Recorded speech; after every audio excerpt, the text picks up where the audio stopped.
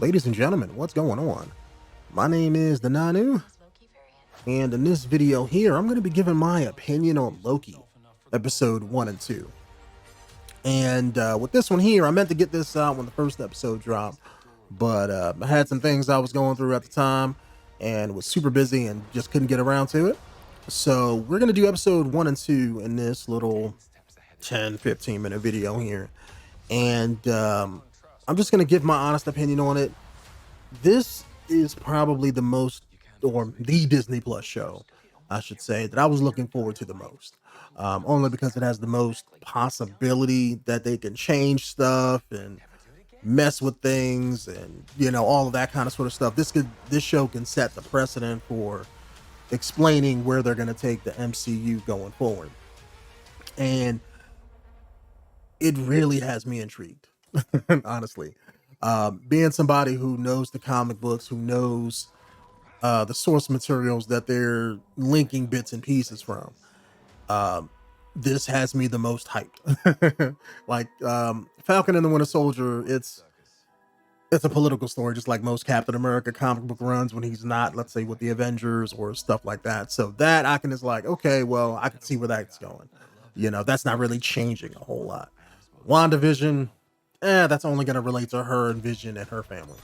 It's like, it's not going to change the MCU as a whole.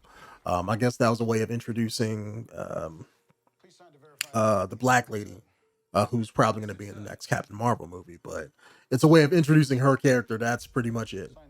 I mean, and that and kind of bringing back Vision in a rebooted kind of way. And that's going to probably lead into Doctor Strange. But with Loki here, they're introducing, I'm assuming, what's going to be, let's say, like a multiverse. And judging from the ending of episode 2, unless they somehow wrap it up at the end and cancel out and retcon the events of what happened in the second episode, it kind of explains how the multiverse gets started, as it were. Loki gets captured by the TVA, who are the Time Variance Authority. They protect the timeline from any kind of alterations and stuff that, let's say, wasn't deemed authorized by I forget what they call them, the timekeepers or the three people who created the whole timeline thing. And basically someone's going around killing their people, causing all this ruckus, and they need Loki's help to figure out what's going on, since the person that's doing that is him. That's basically the premise of the show. And it has a good start. It starts off right where Endgame kind of leaves off, where he gets captured, and he's still the evil dick Loki from Avengers. So they have to, well, not that they have to, but they get him up to speed and get him to where the current Loki is personality was. And I thought that was a cool way of doing it. They basically, they don't show him, but he sees his death. He sees the death of Asgard and all of this stuff that happened to the regular Loki that, happened in Avengers, Infinity War, and Endgame, and the second or the third Thor movie. And that brings him, to that same place. It humbles him, as a way. I'm still expecting him to stab somebody in the back, but but that hasn't happened yet. But it looks like it's bringing him to that point. It's going to be interesting to see what they do with his character at the end of Loki, because unless something changes the whole timeline and the way things are done, they can't just take him and plop him back into the MCU and have it work, since he's a time variant. He's kind of outside of time. Like, if I had to take this in Flash terms, he will be a time remnant, essentially.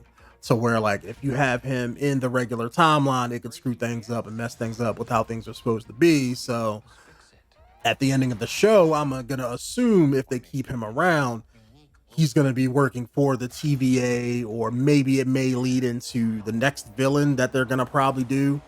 I'm going to assume that's Kang. They haven't said anything, but I think one of the timekeepers are going to be either Kang or maybe somebody related to Kang, because I know they're going to do him eventually as a villain. So this will be the cool way of backdooring his character into the MCU and stuff like that. So I think that's where they're going with it. But it's a really cool premise of a show, because it starts off like it reminds me of, like, take like a detective thriller type of thing with humor, and mix it in with like a Doctor Who or like The Librarian. It kind of reminds me of that, where they're hopping from dimensions to dimensions and resetting timelines and that sort of a thing. They're trying to figure out what this other Loki is doing, and they can't do it, so they get Loki to try to bring his unique perspective on it, and he figures out like the plan somewhat. But then at the end of the second episode, you find out that it's a female Loki doing things, and I guess that's a cool thing to do. I mean, Loki is one of those characters in the comic books where he's whatever he needs to be to get his scheme across. That could be an animal, a man, a woman, a kid. you know, he's taking all kinds of forms in the comics, so they can easily just roll that over and just make a female Loki and just have that be a thing on the show. I think that would be a cool idea, but I think it's something more. I think that's the surface level twist. Honestly, I think it's something more with the character, because I think that the woman that they showed as the female Loki, I don't think that's really well, that's not really Loki's true form. That's what I'm trying to say. It could be one of those things where Loki is just possessing that woman and just using her body to do all the schemes and stuff like that. And so far, I think from what they did, as far as episode 2, uh, she was stealing the every time they reset a timeline, they let loose this like time bomb that kind of erases that alternate timeline that goes against the main timeline, right? So their teams carry these little bombs on them, so when something pops up, they can go there, kidnap the variant or kill him, and then destroy that alternate timeline so it doesn't affect anything. The female Loki's been going around killing the extra teams and taking these time bombs. And at the end of the second episode, I like the fact that they made fun of Walmart and Roxxon, all of the same thing. I think they called it Rocksmart or something like that. Where Roxxon's an evil company in Marvel Comics, and kind of like Ultra Tech from Killer Instinct, or any kind of, or like Wayland Yutani from the AVP universe. And I like the fact that they made it Walmart. They're trying to say, oh, like Walmart is evil.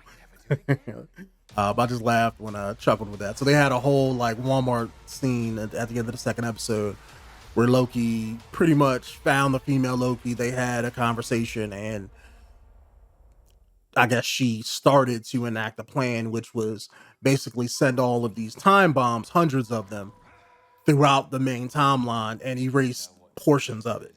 So that created multiple timeline branches that's going to create alternate timelines and stuff like that.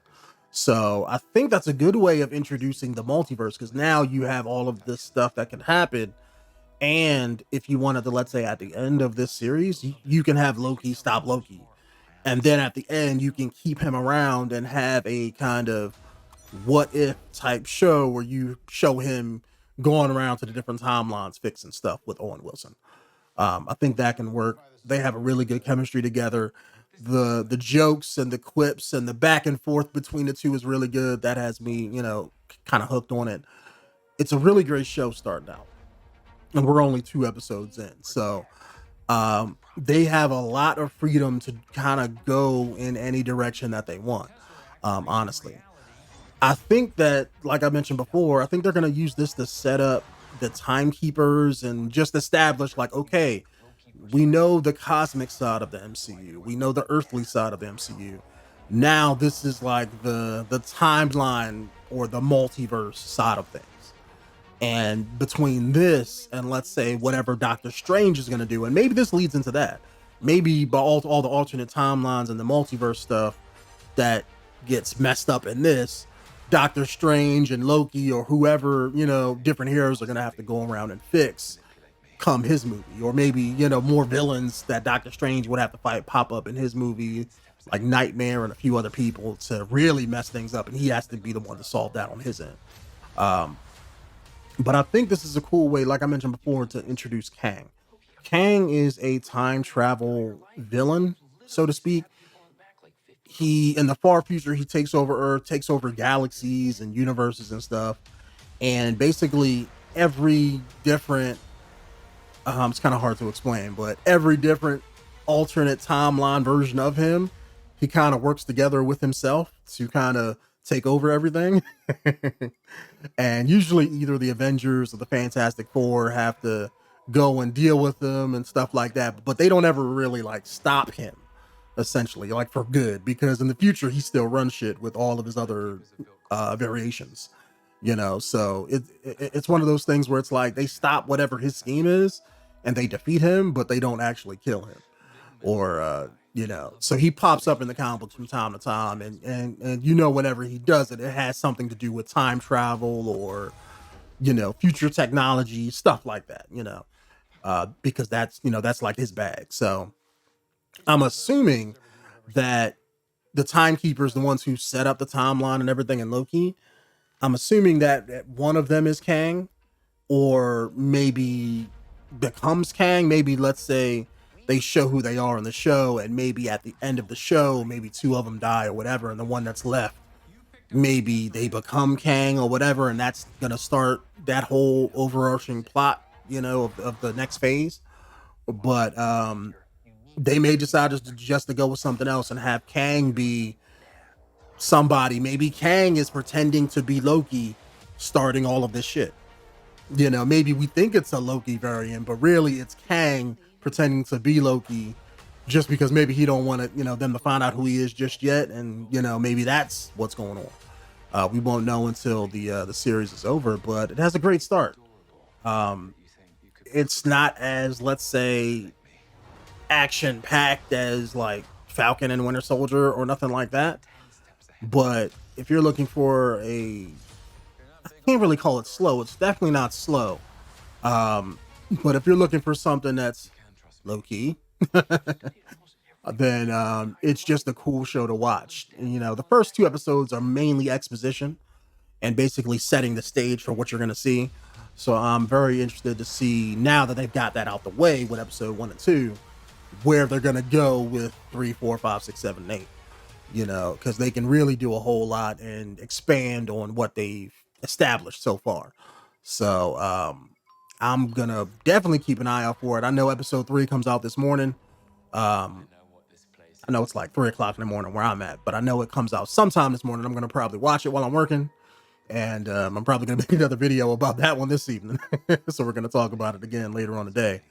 But if you guys want to hear my opinion on anything else, whether it's the MCU stuff, the Marvel stuff, if you guys want to see me do reactions to anything specific, any video on YouTube at all, just let me know down in the comments below and I can make it happen and, give you guys some more content. So my name is Denonu, and I hope you guys have a wonderful evening. Peace out.